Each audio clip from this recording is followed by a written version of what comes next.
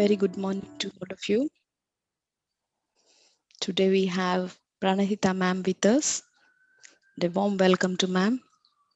And I would like to introduce ma'am to few of you who don't know her, who was listening to her for the first time. Pranahita is a pyramid master who channels light language, is a gifted clairvoyant. She's a certified life coach and certified mindfulness coach. She empowers individuals to get practical results through angels communication, EFT mindfulness, past life regression to handle physical and emotional issues. She's currently channeling wisdom to empower women to accept and awaken the divine feminine in the women and founded Divine Feminine Sangha. Pranahita started practicing pyramid meditation since 2004. She was working as a manager for a reputed IT company in UK until 2017 April. Soon after starting meditation, she got connected to astral masters and started receiving messages from different astral worlds. She created and conducted unique, intense silence meditation retreats from 2009 onwards and led workshops on various topics across the world. Also, founder of Divine Feminine Sangha, who helped thousands of women to accept their feminine sides. Today, we have ma'am here to explain us, to enlighten us on spiritual parenting. As we all know, the great poet Khalil Gibran says, your children are not your children. They are the sons and daughters of life's longing for itself. You may give them your love, but not your thoughts, for they have their own thoughts. You may house their bodies, but not their souls, for their souls dwell in the house of tomorrow. And we all know Adi Shankaracharya, the great Indian philosopher of Advaita Vedanta, says in Bhaja Govindam as well, we are together in this life. We don't own anyone. We are together in this journey and we are together traveling in this life. So now let's all listen from Pranahita Garu about spiritual parenting and understand more and raise our children consciously. Thank you, ma'am. It's a honor and a privilege to listen to you. Thank you, ma'am. Over to you. Thank you. Thank you so much, Meena, for wonderful Namaste. introduction. And also beautiful quotes that you started with Khalil Gibran's quotes and Adi Shankaracharya's quotes. So, my dear friends, children, they just come through us, but we don't own them. It's a beautiful thing. So many masters, they always talk about this truth in different ways. If we see quotes from different masters, they say the same truth, but in different ways, that we don't own the children. And spiritual parenting, it starts from conceiving. Whenever a couple are planning for a child, from then on, they have to start thinking and knowing more and more about spiritual parenting. In today's world, if we just see different studies like engineering or a doctor or anything, at least we do so many years of study, right? So to become an engineer, they have to study 4 years of engineering. And of course, from standard 1 to 10, and then the college and everything, so many years. Altogether, it will be more than 20 plus years of study to become an engineer, also to become a doctor, also to become even a CA or whatever it may be. But how many years or how much are we studying to become a parent? Because when a child is born, they completely trust us. They don't know, absolutely, they don't know anything.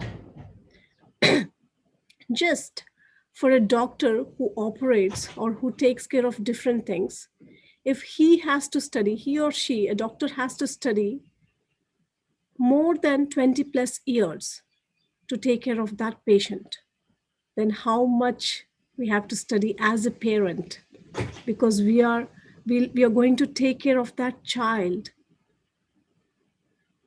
lifelong. You may say that we'll just take care of them for few years, but whatever that you are going to do for them in those few years, only based on that, Their life will be decided. All their behaviors, their patterns, everything, only in those initial years, it will be decided. And it will be so hard for them to repattern them in their life. So it is very, very essential for us to know about spiritual parenting. Here, the word spiritual parenting, so a lot of people, they associate the spirituality with religion, because even if you type it in Google, by spiritual parenting, most of the articles or the blogs, they talk about religion, mostly about Christianity, the spiritual parenting, and they talk about God and all those things. But my dear friends, I think we can also use the word mindful parenting here, because spiritual parenting is not just about raising a children. Nowadays, spirituality or the spiritualism is connected to so many things, different domains in our life, whatever it may be, whatever that you take, even raising a child, or happiness, or life, or are we happy in this moment, how to be happy in this moment, and even in our careers, for our stress, so many domains are there, whatever it may be, career, family, and everything. Spirituality can be applied anywhere. But today, as we talk about spiritual parenting, I also want you to just observe, it's not just about your children, my dear friends. It is also about you. Because you were a child before. And always we are a child. Inside, we are a child always, forever. Because that inner child is there always.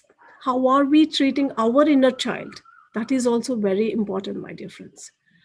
So, as I'm talking, just think about your children. Also, at the same time, I want you to think about yourself, how your parents treated you when you were a child. That is also very important, because based on that, knowingly or unknowingly, or subconsciously or consciously, we try to use the same patterns with our children. And in some cases, we try to use the exact opposite pattern on our children, because we might have hurted a lot. So we try to use opposite pattern. For example, if in your childhood, if you are not able to buy anything that you wanted, maybe because of the financial issues, or maybe your parents were too strict to give you something, that you wanted some chocolates or you wanted something to eat, but you never got it, maybe because of your financial issues, or maybe because they are strict, whatever may be the reasons, but you always felt bad about it. And now you are very rich, and you're financially abundant, and you can give your child whatever that you want. So this time, what you do is, some parents, they may use the same pattern as their parents. Even though you're financially abundant, you try to give the same pattern by not giving them anything. Or the other extreme, that okay, I never got anything from my parents, they never understood me, so you just try to give too much. If they ask for one chocolate, you give them 10 chocolates, or wherever you go, you just give them too many toys, or whatever they ask, without any restrictions, without anything, you just provide them with everything. My dear friends, these are again two extremes. Nothing is good. You always have to be in the middle path. That is very, very important. I've just taken example of this particular chocolates or toys, but try observing your patterns in whatever that you are doing with your kids. Observe those patterns. Most of the times, these two extremes will happen with parents. So many parents that I have been counseling, they say the same thing, that whatever the patterns are there, if they were not successful, they try to push that onto their kids. If they were not able to become a doctor, they want their child to become a doctor. But always remember, my dear friends, children have come through us, but we don't own them. We should not push all our desires. Whatever that we could not do, we should not push them to do that. So that is very, very important, because every soul chooses its parents and even its gender, location, etc., whatever that they are choosing based on their life agenda. So the soul of the child is here on this planet Earth to fulfill its life purpose, because they have their own life purpose. Every soul comes onto this planet Earth with some life purpose, and based on it, they choose their parents and location and gender and everything. It just happens to be the biological child, but uh, everyone, they think that it is our property. It is just your biological child. They have come through you, but it is not your property. It is not your asset. So we try to put them with too many regulations, and uh, we try to give them so many rules as parents, as society. There will be so many rules, whereas they are meant to explore the meaning of their existence. You are there to support them. You are there to remind them that they have a life purpose. The only thing the child wants is unconditional love and acceptance of who he is or who she is, because every child is different and every child has a different purpose of life. So uh, I'll try to also share different examples, because what I personally believe is, if you just want information, there are loads and loads of information on the net, but it's those examples, those personal life examples, that will make us clear of what exactly happens practically. Because theoretically, so many people say so many things. As I just mentioned, the purpose of life, or whatever the location they choose, or the parents they choose. So for that, I'll just give an example. um, in London, in UK, in one of the places in UK. So they were just talking with me, and we were just conducting a meditation session at their place, and they have 3 kids. So here, my difference, I may change the kids, number of kids, or the location a little bit. So I don't want them to clearly understand who I am talking about. So here, what happened was, there are 3 kids in their house, and the first one is a very silent, very calm child, and the second one is very, very active. He wants whatever he wants. He just wants it. He'll just create any mess or anything if he wants something. But the first one, if the parent says no, you cannot get it, or whatever, in gentle way, if they say that, he'll be saying okay, fine, he'll just accept it, and he'll be silent. But the second one is not like that. So when I was observing the pattern, the third one is still young, and he's observing from these 2 kids, because he creates his own patterns by observing the environment. So uh, the father says, when I was a child, I always gave respect to my parents. It never happened that whatever they told me, I used to completely accept. He thought that is respect. Most of us, we think that whatever our parents say, if we accept it, they uh, define it as respect.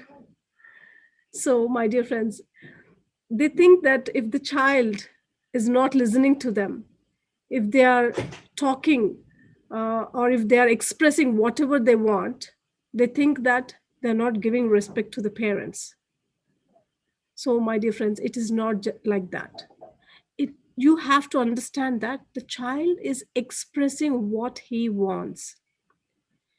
First time he may express in a normal tone, and slowly, if you are not listening to them, or if you are not understanding him or her, then slowly the tone changes, the pattern changes, everything may change. So do not define that they are not giving respect to you. First try to understand the child. So here, that boy, he was not at all listening to the parents, and he was trying to do so many tantrums because he wants some, instead of one crayon box, he is asking for a second crayon box, or it's some other paint. So the parents were saying that the paint will make so much mess, so just use crayons. So as we were sitting in meditation, I just asked, what is the learning that they have to learn here as parents and as child? And as I am there, what is the learning that I have to learn from them so that it will be useful in the future to share with others? Because every time, my dear friends, wherever we are, whatever the situation that is happening, even if it is in with our family or with anyone's family, but if we are present, then whatever the reality that is happening around us, we have to understand that there is something for us to learn from that. When you are um, ready to learn from that particular situation, then automatically universe and the nature will help you to learn something from that situation which will be helpful in your life, or some other people will come to you and you have to share that particular experience or whatever wisdom that you have learned from that particular experience. So always remember this point. Whatever that is happening around you, whatever that comes to your notice, always be open to learn from that. So in this situation, I sat in meditation and I asked, what is it that I have to learn from this particular situation? Then I clearly saw that the second child, he in his previous incarnation, he was born in a poor family, and in this lifetime, he wants an experience of living in an abundant family. So in that lifetime, he never got what he wanted. And in this lifetime, he came onto this earth to live in an abundant family, and he wants, and very clearly, his purpose of life was to live very happily, very abundantly, and not. And here, whatever the situations were there, the mother was completely, she wanted to give everything, but the father, he was trying to restrict too much, thinking that he's trying to compare with his childhood. In my childhood, my parents never gave me anything, and just because of that, because they didn't give me anything, or the financial situations were not right, even though I went to government school or I studied so hard and I reached to this stage because of that. So I want my kids to reach that stage. I want my kids to work really hard. But that boy's purpose of life was different. And the father was trying to push too much.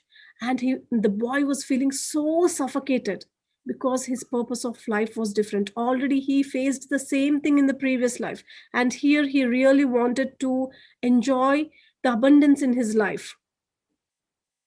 He's not asking for too many things, but he was just asking for a comfortable life. But the father, with his previous notions of whatever that happened in the past, is trying to push the same thing. But for the first child, it is different. Whatever the father says, he agrees.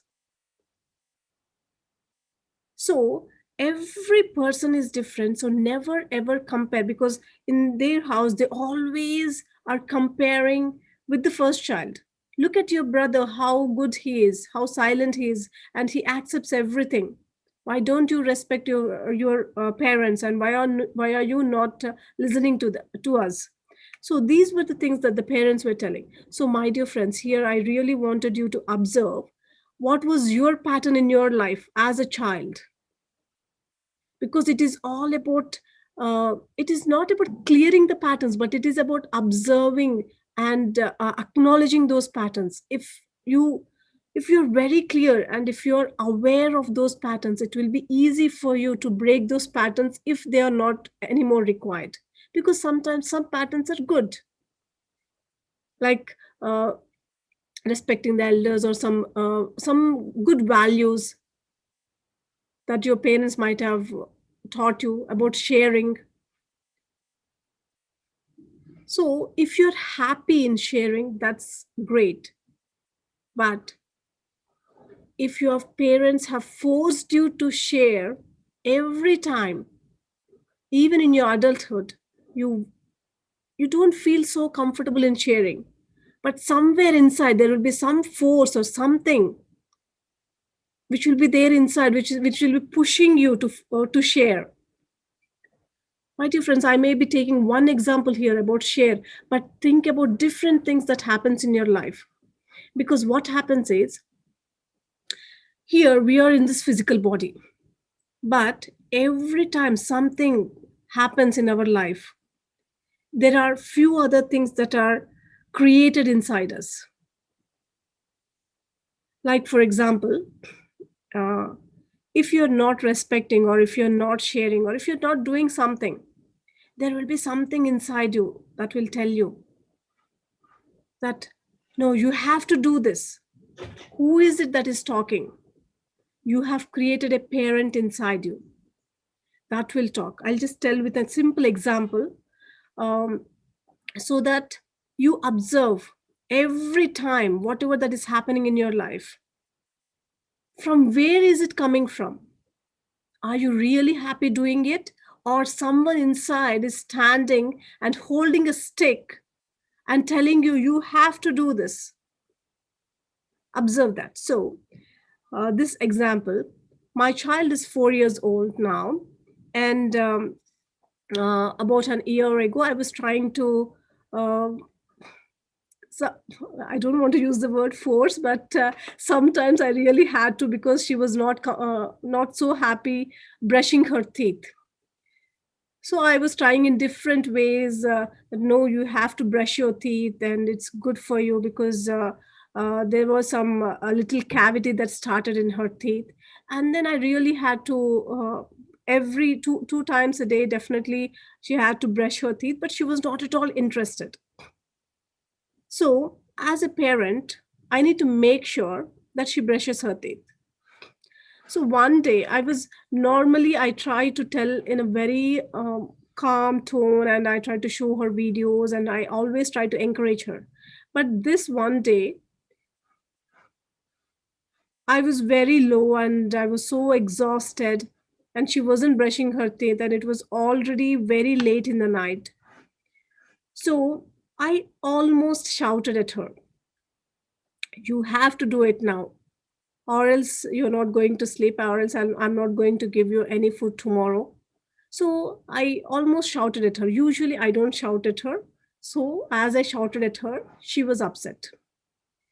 And also, she brushed her teeth.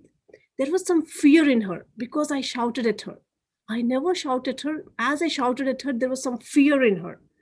And she brushed her teeth. And every day night, there is a routine. I just started this routine few months ago with my daughter, and also I would recommend everyone to do this routine, even if you're a child, or if you're an adult, or even if you're a parent or not. I want you to do this routine every night. If you're a parent, do it with your kids. Even if you don't have kids, do it by yourself, or do it with your partner. But do this routine. It is really helping me and helping my child, my dear friends. So this routine, just few months ago, I was just thinking, because usually I ask her what had happened during the day. So she used to tell what had happened during the day with different people. So some days she used to tell me that I didn't really like it, so I used to give some explanation. But then one day I realized that she didn't like it. She didn't like something that what I did, that I gave her some sweet, and she wanted more. but I didn't give her because she already ate too much. So on that day, she was telling me, I really wanted that, but you didn't give me. I didn't really like it. I wanted more. So in the night, as I was talking, she was telling me this. So at the same time, I told her, you already ate so much. That is the reason I did not give. And then suddenly I stopped. And then I realized that that is her story. Whatever she felt, she was telling me. If I again tell my story, it is my story. Whatever I felt, it is my story. And whatever she felt, it is her story. Then immediately there is some a clear thought that came inside me that okay, I just have to create some space for her to listen to her completely. And in that space she shared that whatever she didn't like, she shared. And every day night I create that space for her, sharing whatever that she didn't like or she liked, all her emotions. I don't give any explanation, I just listen to her. And then slowly after few days I started helping her to release that emotion. Because my dear friends, I do counselings to hundreds and thousands of people till now. So every time, uh, not every time, but most of the times, so when we are doing counselings, the pattern is coming from inner child, somewhere from childhood, something that they didn't like or something that others tried to push onto them. So again, in this meditation, in this counselings, we help them to release that pattern, to forgive them. Then I started helping my child to release on the same day, to forgive them. So she told me, I got so much anger, or I wasn't happy at all when you didn't give me that sweet. I really wanted that. So I just told her that, okay, my dear, just release that and please forgive mommy. And whoever it may be that during that day, whoever hurted her, who or whatever made her sad, whatever is the emotion, non-positive emotions, I helped her to release the same day just by blowing out and forgiving that person. And it really started working. So in the same way, this whatever the brushing the teeth was there, on that day when I asked her during the night, she told me that I didn't really like when you shouted at me. There was some fear inside me.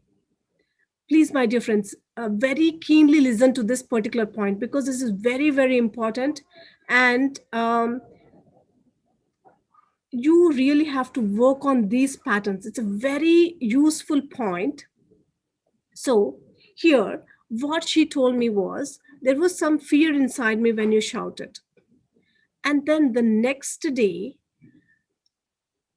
even before I was asking her, even before I completed the sentence, brush your teeth, she was like, yes, I'll do it. And she was brushing her teeth. Then I understood that very clearly. I understood that there was some fear inside her. And only with that fear, she's brushing her teeth. I clearly knew that vibration from her, that she's not really happy brushing her teeth, but she's just doing it because the previous day I shouted at her. Then I understood that the whatever the practice that I did the day before of releasing that fear, it did not work. Then again on that day, I started asking her, were you comfortable brushing your teeth today? She said, yes. Are you really sure? Just check inside you. I used this sentence, just check inside you and let me know. And she told, there is someone inside me. There is one more Anikazo, because my daughter's name is Anikazo. And she told me that there is one more Anikazo who is fearful. And there is also, I can see one more Anikazo. There are two Anikazos. So one is really fearful, and the other one, I understood with her words that she's trying to protect. Because if you don't brush your teeth, again the fear will come. Again, mommy may shout at you. So this another one is a protection. So there are two anikazos that are created. In her own words, she's trying to tell that. So there are two anikazos that are created. One is really having fear, but the other one is protecting her. If I don't brush the teeth, mommy will shout again. So better you brush the teeth. So these are two things. Here, my dear friends, I don't know how to name them. Maybe you can call one as the parent and another as the child. This parent is trying to protect. If you don't do this, again, the same thing will happen to you. So it's a very simple example, but from then on, whoever I was counseling, I could clearly see those patterns. And it was so easy for me to clearly break those patterns and to tell them very clearly, to observe their parent inside. Why are they doing something? What are they doing? Like, for example, so here I helped her to release that parent and again the fear, both of them, completely, by blowing it out and telling her that I really love you even if you brush your teeth or not, but brushing your teeth will help your teeth and there will be no cavities. And whatever explanation I have to give her, I gave her. And from next day onwards, I was very lovingly doing it. But here it's a very important thing, my dear friends, because I'm focusing particularly on this example because after that so many counselings were so easy for me just because of this one opening. That's how we create so many things, a protector who protects us every time. So just because of this, why we do what we are doing in our lives. So in your childhood, your parent or your teacher might have hurted you because you were not reading. So every time you want to be successful. So I met this lady who is super rich and super successful. So she came to me one day, just after this incident, and within 15 to 20 days, because I knew this was a great and deeper wisdom that opened up for me. And I clearly knew if something like that opens up for me, I am sure there will be people approaching me. The same wisdom, if I apply to them, it will help them. So this lady, within 15 to 20 days of time, when she approached me, she was telling me that she was very successful, and she was just telling her story, how successful she is and how much rich she is and how so many other things she was sharing. I just asked her, are you really happy? Just asked her this question.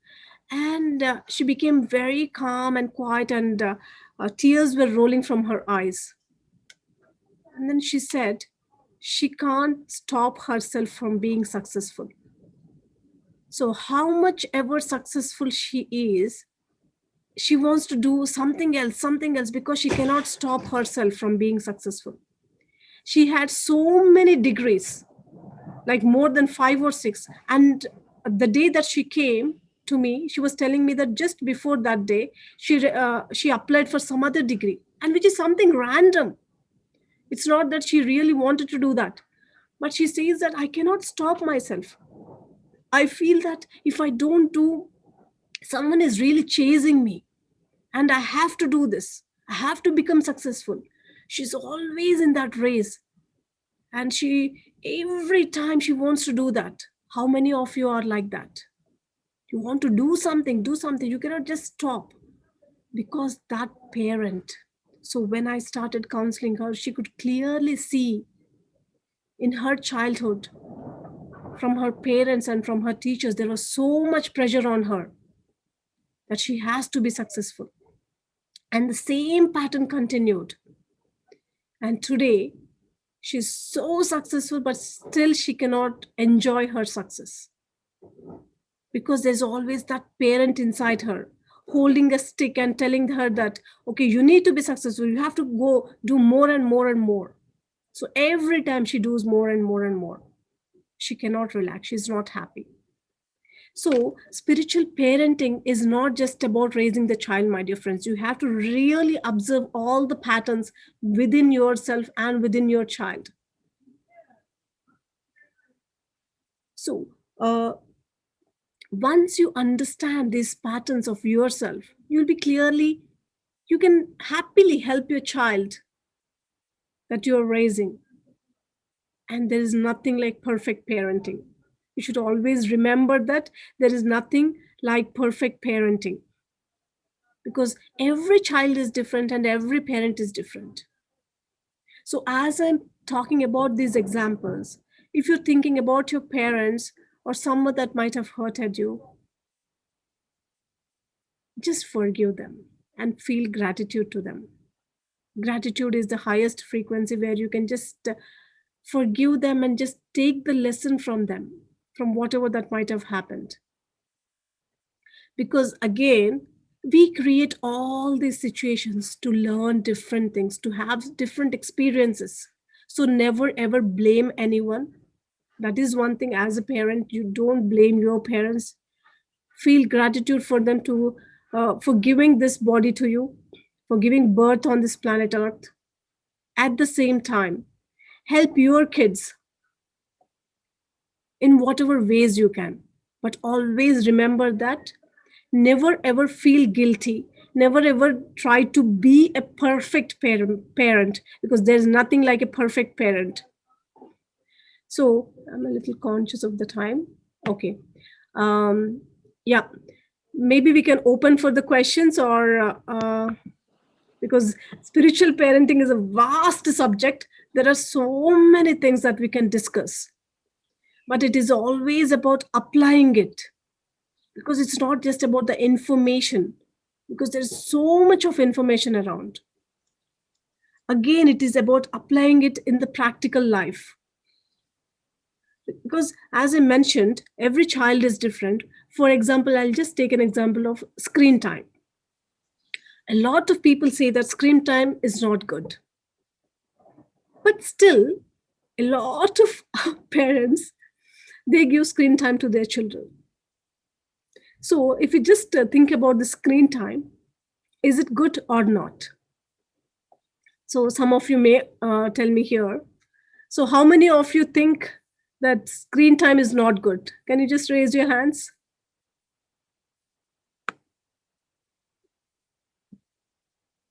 Screen time is not good for a child. Okay. Okay. So how many of you think that screen time is good for children? Is good for children? Okay. And someone in the chat window is typing, too much is not good. Yes. So there are different things. Again, in moderation, it's good. Yes. So as I speak with different parents, some parents, they just give too much of screen time. Definitely too much of screen time is not good.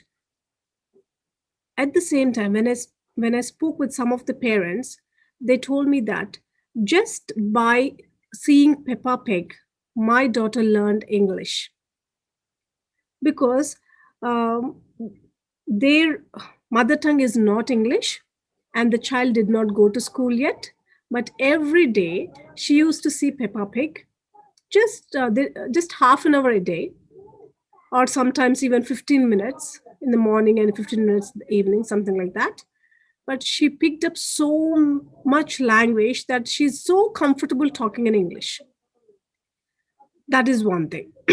and and some other people say that it is not at all good. So in one instance, what happened was, one lady, she was just sharing with me, I was so tired, was completely exhausted from the day, but at the end of the day, my baby is creating a fuss, and I was trying to tell her everything, but she wanted screen time.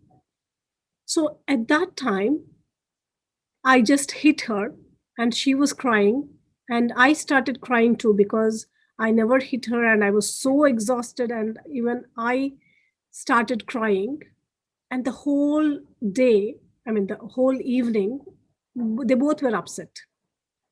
So I told her, next time, if it is really, if you are already exhausted, just clearly tell her that I will give screen time for 5 minutes or 10 minutes and put a timer.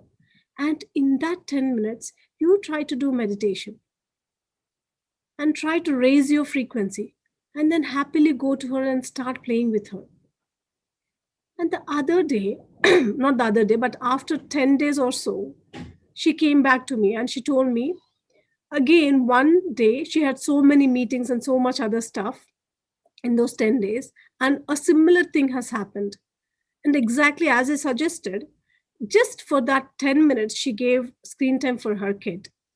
And she was meditating those 10 minutes and she felt very relaxed.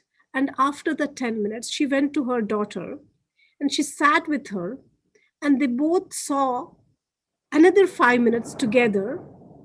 And after that, the daughter was also so happy to stop it, because as the mother was with her and she was playing, and they both are having good time. And then they started playing. She told me that this is a perfect day, because I never tried this. I always thought screen time is bad, because whenever I gave screen time, I never gave her happily, because most of the parents, they give screen time but inside they feel guilty about it, or they feel bad about it, or that they are always saying that why are you seeing, and they always tell something negative about it. Anyways, the child is watching. So instead of that, try changing your vibration when they are watching the screen. First, try changing your vibration and happily give them, very clearly set a timer, very, very clearly.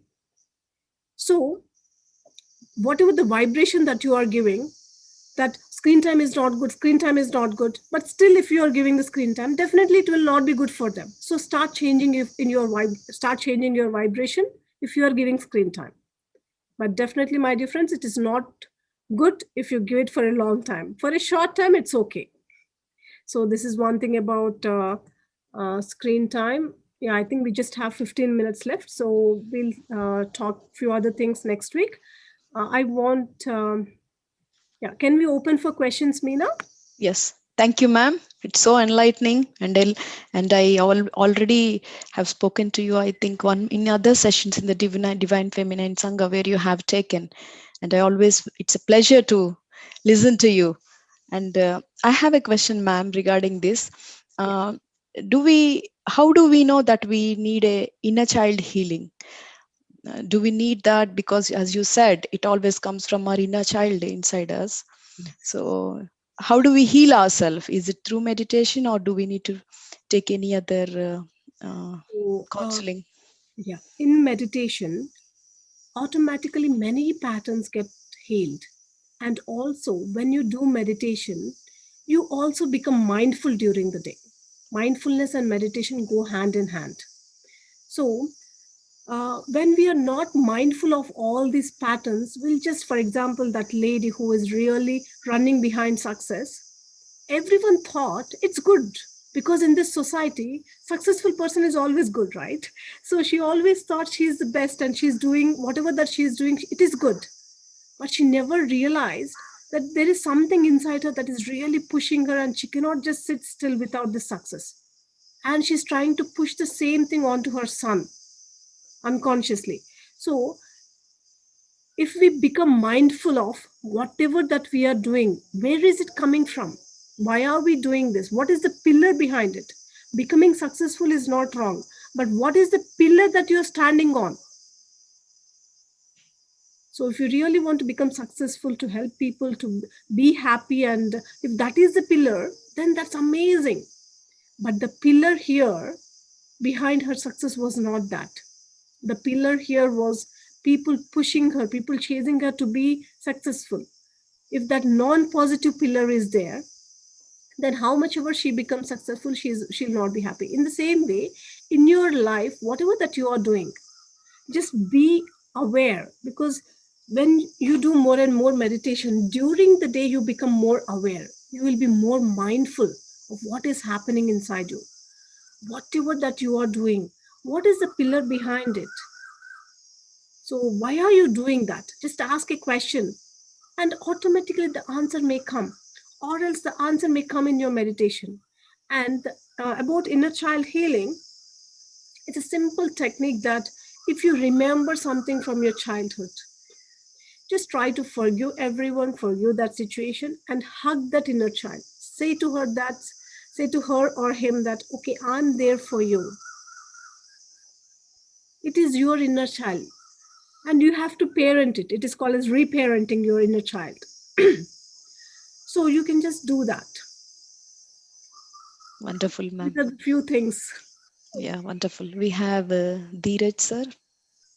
Hi. Good morning, Pranahita. Thank you for the wonderful talk today. Um, I've previously been told that whatever has been given to me would be taken away, including my kids, which was a very abrupt way of putting things. However, you put it in such an eloquent way that each and individual child's journey is their own, and we try and enforce our thoughts based on our previous experiences or the inner child, as you say. And you make a very important point that we need to identify, we need to reflect on ourselves through meditation and identify our inner child, or in the sense where our anxieties or insecurities raise from, and be able to forgive for past experiences and be detached from those negative emotions. That's very helpful. So I just wanted to ask, how do you get to know about your child's journey as to what it could be, and what is their inner child? What are they wanting?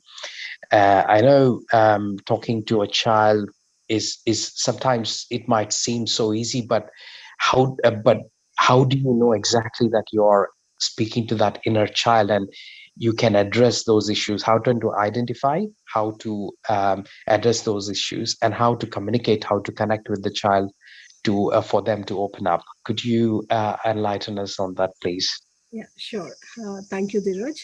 Um, so it's mainly about communication. So you really have to start communicating with your child and asking them whatever that is happening in their life to share with you at the end of the day, just normally. But at the same time, you also share whatever is happening that your life. Usually, I do the same thing. So whatever that had happened from morning till evening, I try to share with her. Not clear, not like we don't have to really tell everything, but if I am sad for something, or if I am upset about something, or if I'm happy about something, so I just share her in some simple words. And I try to ask her, what is it that you are happy about, or is there anything that you want to share with me, that someone might have hurted you, or are you sad about something? Then she starts talking. So first give them that space when they are talking, because initially the children, they want to share everything with their parents. But as parents, we don't have time sometimes, or sometimes as the child shares too many things, sometimes we don't really listen to them. But once you start observing and also communicating with the child, they really open up very well. And the other thing is, you have to observe their patterns. For example, just a month ago, if my daughter wants to communicate something, express something, but if the other people are not allowing her, like for example, the other day she was playing in the sand and I wasn't there. There was one other new babysitter and one other kid was there here. So at that time, she was playing in the sand after a long time, and she really wanted to play there for some more time. But they were not allowing, because the babysitter wanted to leave, and she just wanted to drop at me, or some reason was there. And they were telling, okay, now you please come. And she really wanted to be there, and she shouted at them. She really shouted at them. So the other day, whoever the other kid was there, she came to me and she was telling me that, Auntie, Anika really shouted at me and I really didn't like it. And I felt so bad. No one shouts at me. And she started crying. I told her that it's okay. That is her way of expressing. Please don't mind. And at this time, I didn't really observe that my child was sitting there taking everything that was happening. And she understood that something went wrong. And um, I was telling sorry to the other kid. And she thought, okay, my mother is telling sorry on my behalf. I don't know what she has taken in. But exactly as I started observing the pattern, from then on, she wasn't shouting, but automatically she changed her pattern to poor me. I'm not really sure how many of you might have heard my control drama session, but this control dramas, there are different types of control dramas that we go into when some situation happens. So the shouting is the intimidated control drama. And the other thing, poor me. Poor me is like crying or making a face. No, I really want to be here. And they start crying. So instead of shouting, most of the times in this society, they accept the poor me, but they don't accept the intimidator, the shouting. But even the poor me is not good or the intimidator is not good. So we have to really balance them. So as she moved on to the poor me, then I started observing whatever, whenever she wanted something, instead of shouting, she's acting like she's crying or she's acting that poor me state. Then I understood very clearly that she moved on to the next pattern. I have to even break that pattern. So I started talking with her whenever she was poor me. I always tell her, ask in a happy tone, then I will give you. So we always have to encourage them to ask anything they want in a happy tone. So this is one thing that I do with my child. I think from the age of 1+ years when she started talking, if she needs something, if she doesn't ask in a happy tone, I try not to give her. I just tell her that, can you please ask in a happy tone? And once her tone changes, I used to give her immediately. So if this practice also really helped me, because whenever there are some emotions, I always tell her that we can always choose happiness. She's just 4 years old, but still I try to tell her we always have a choice of choosing happiness instead of sad. So whenever you want, you can just ask happily. So in that way, try to start observing the patterns of your children and start listening to them. So my dear friends, if you have not seen my control dramas speech, can you please go through the control dramas, because it will be helpful not only for kids but adults about how we go into these different types of control dramas of intimidator, poor me, interrogator, aloof. So it will really help everyone to understand themselves and their parents and their kids. So yeah, that's it. Yes. So if anyone else has any Thank question? you, ma'am. We have Master Sandeep. Okay. Please unmute yourself. Hi, Pranahita. Sandeep here. Hi, Sandeep. Pranahita, I have one question for the teenagers. Okay. Okay. Yeah. So generally the teenagers, like, we keep on telling them, don't do like that, don't do like that, don't do like that. But still, they keep, even after telling them, clearly and, what do you call it, softly, but still they keep on repeating those things, right? So all of a sudden we need to express our angry, or, we need to shout on them. So because, this was happened yesterday in my house. So, my wife has shouted on my son. So, while serving the food. Mhm. So, end of the day, I asked him, like, why you are moody, like, why you are upset. And he said, like, mom has shouted all of a sudden, while serving the food. So that's the thing. So how to overcome these things? Like, because, we keep on telling them, so, we keep on telling them, not to do this, or, serve in a heartful way, or, eat a proper way, mindfully, all these things, right? But still they listen at that point of time, but, they keep on repeating the same thing. So how to handle these teenagers, like, thing. So that's the question. Yeah.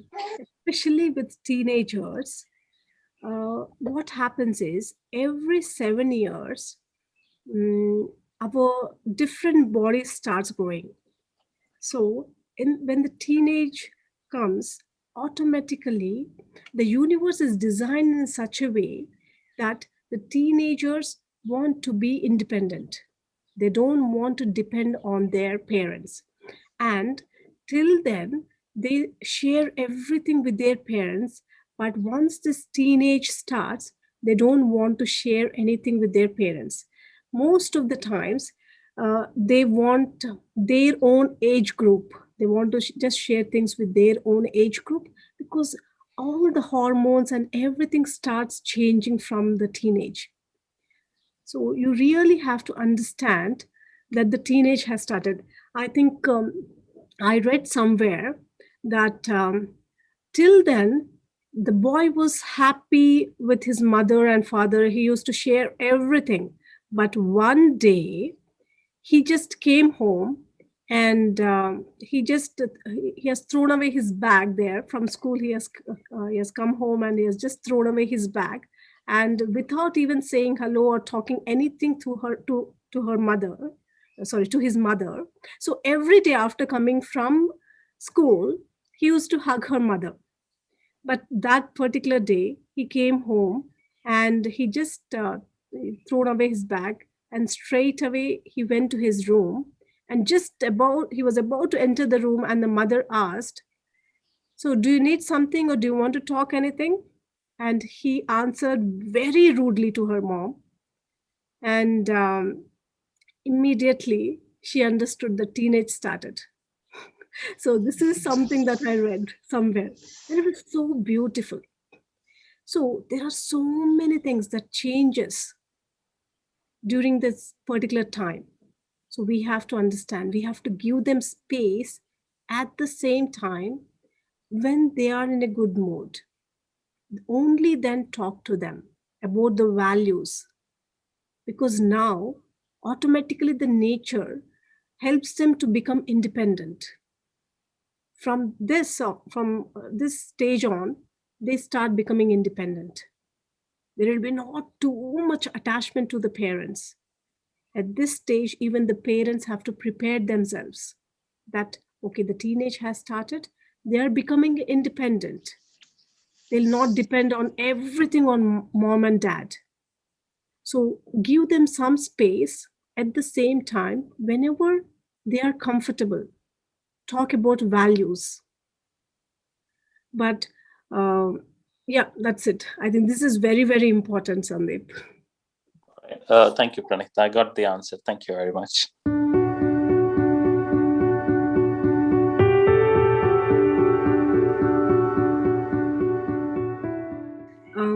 That is absolutely fine. But you can also tell her, because as she's already 20 years old, so you can just tell her to see the scientific facts and how meditation will help in the long run. Because from now on, as she's already 20 years old, she might be choosing her own career and she may be doing so many things. And meditation will help her in day-to-day life.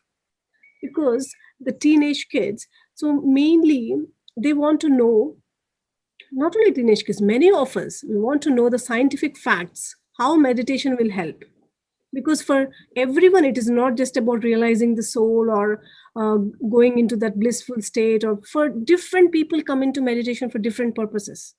For some people, they are having health challenges, so they come into meditation. For some people, there may be whatever may be the reason, they come into meditation for that particular reason. But if they start early, so in the future, it will help them in different ways. So just ask her to go through on the internet.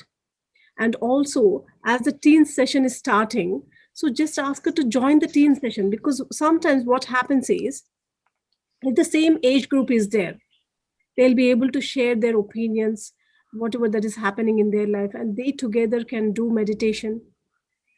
And also they can start taking some sessions of whatever that they have learned. In that way, it will help them and also it will help others. And one other thing that you can do is, whenever you sit in meditation, just feel as if your daughter is also sitting in meditation with you, because this is called astrally we invite them. And feel as if she's also sitting in meditation with you.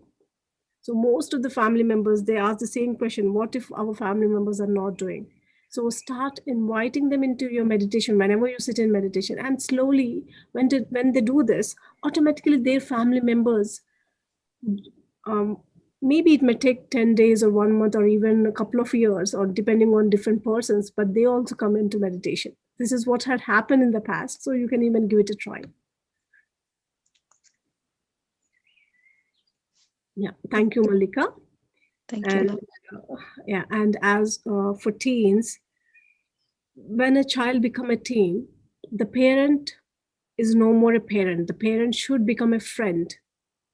Only then they can share anything. So I think once that is very, very important, that the parent should become a friend. Till then, a parent is a parent. They can share everything, and the child depends on the parent. But once the teenage starts, the parent has to transform themselves as a friend. Yeah, true, ma'am. True. Ma'am, I have a question here. I have two girls, twins. So I Mhm. have seen what is this. They have a very good bondage when they are very young with the dads. But Yes. usually when the teenage comes, the girls they Mhm. move away. Or I don't know why they maintain that space with the fathers. But how do we maintain that bondage between father and daughters? If it is the boys in the house, it will be the same most probably with the moms. We won't hug and go, right? When we are growing up with boys or girls, they don't hug their father and sleep with them now. But how do we build that bondage, ma'am, with the girls? Actually, again, this is a very intense subject, Meena, because every girl's first love is their father. So that is, and again, it's the opposite thing. So every boy's first love is their mother. So from there, it's a very deeper subject. So, and also it is advisable not to sleep with their father once they are in their teenage, and because there are so many hormonal changes that happens. So this is what some of the psychologists advise: better not to encourage the opposite sex, whoever it may be, the boy or the girl, to sleep with their opposite, the mother or the father. So this is what is advised once they come into teenage, because of the hormonal changes that are happening. And that is the reason in India, in many places, once the girl becomes mature, immediately the father doesn't sleep with their Mhm. child, with their daughter. This used to be there previously, but nowadays slowly everything is changing.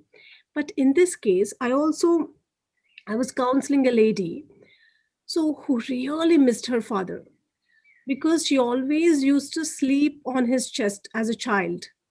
But slowly after she matured, suddenly one day her father told that from today onwards you cannot sleep with me, and she felt so bad that she carried that. She always missed her father. So the same thing, she carried it into her marriage life. So when I was counseling her, I understood it's a very important point for everyone. Suddenly don't make a move with your kids. Suddenly don't say that, okay, now, because in most of the foreign countries like UK, US, and many other places, they put the child into a separate room, but don't make it suddenly. Like now you're 3 years old, now after your third birthday, you're going to sleep separately. And after the third birthday, you don't even allow one day also to sleep with you. Never ever do that, my dear friends. Take it slowly. Just prepare them before. Always prepare them before, and make it slowly. Because in this particular case, it was so hard for her. She was carrying the same feeling for more than 20 years. And as I took her into that inner child, she was crying so badly, and she was missing her father so badly, just for that hug. And her father is no more. And she just was asking, no, I need that hug. I'm just missing that. It is always, it created a void in her. So, whatever that you do with your kids, just take it very slowly. That is Thank what you. I advise. Yeah, thank Thank you, you. ma'am. Thank you. We have ma'am Geeta Sarav Master. But just one other thing, Mina. The bond is very, very important between a father and a girl, and a daughter. And also at the same time, the bonding between son and a mother is also very, very important. So even though they're not sleeping together, it's always good for them to hug and also to talk with them. So whenever there is some space, just ask him to talk with them. So that is very important. That's very healthy. Thank you. Thank you, ma'am.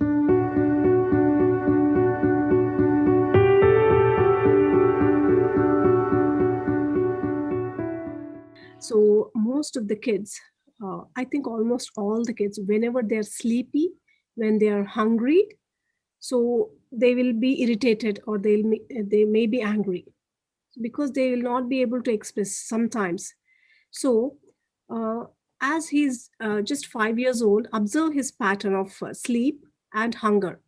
So just before, just take him and put him to sleep, and whatever that he needs, give him that.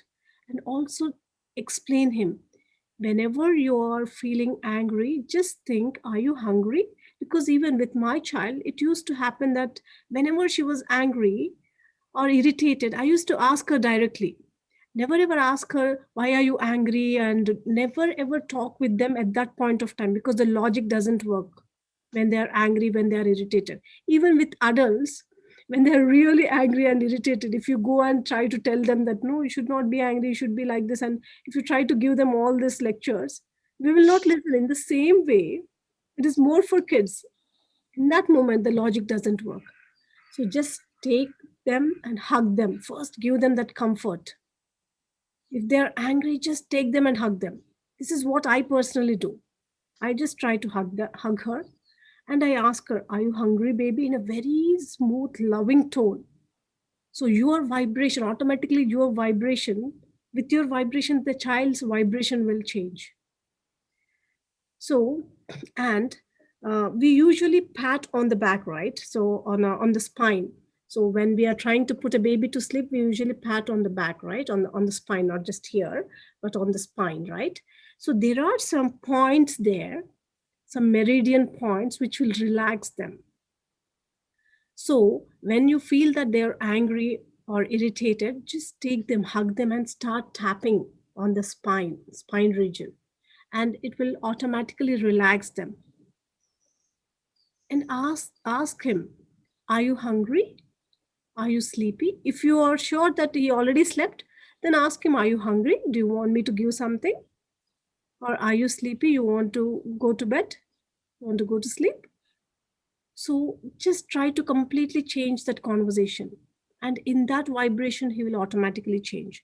And slowly, after that, whenever he's in a good mood, then talk with him, saying that whenever you are angry, just come and tell me. Don't show it on others. Come and tell me and see if you're hungry or if you're sleepy.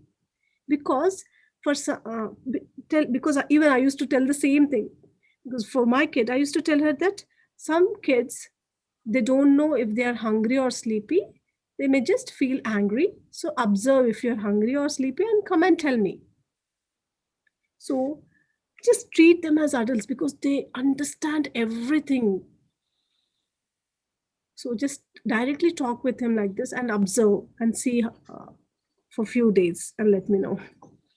Thank you, ma'am. Thank you so much, ma'am. If sometimes, no, if, without reason also they'll do this.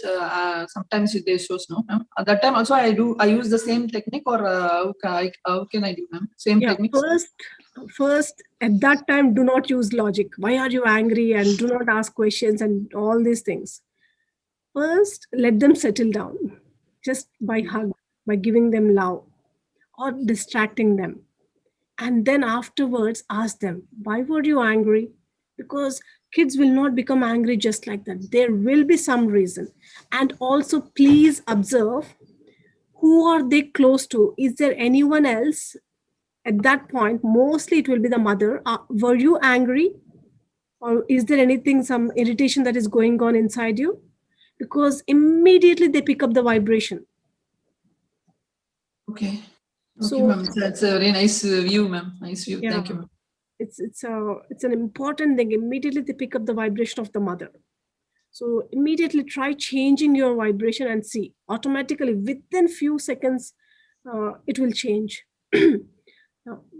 I think there are so great, ma'am. many other examples, but I think we are a little conscious. Yeah, running out of time. Yeah. Thank you, ma'am. Yeah. Thank you so much. Thank you, ma'am. Yeah, thank you, ma'am. Thank you very much for enlightening us. We'll wait to hear next week. Thank you, ma'am. Wonderful session. Thank you all so much, and love you all. Bye.